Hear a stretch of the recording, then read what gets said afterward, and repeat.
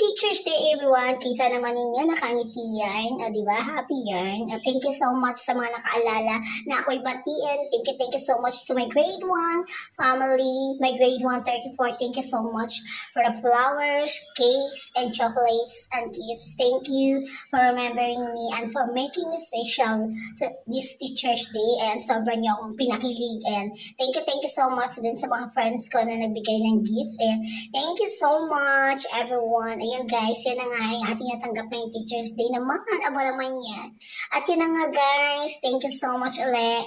At itong cake na tagal sa ating PTA officers, thank you so much dear parents. And then, hindi rin nagpatal ang PTA officers ng grade 1. Salamat sa inyong pagdalaw at sa inyong pasabog na pamaypay.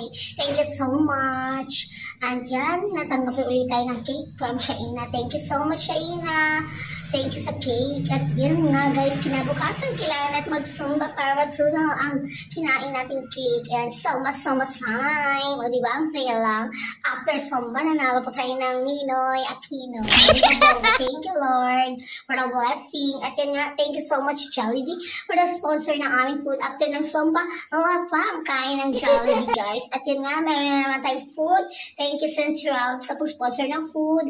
Thank you din Ma'am Chelsea sa cake. At yan kung sa mga nag-birthday celebrant ng grade 1, thank you sa inyong mga pa-treat na pagkain. Nabusog po kami. At of course, dumating din ang napaanggan ng si Miss Aramina. Ayan, pumunta po siya sa aming school guys. Ayan na nga siya, pinagkakagalan pa namin para magpa-picture. O diba? Sana all sexy na, maganda pa, diba?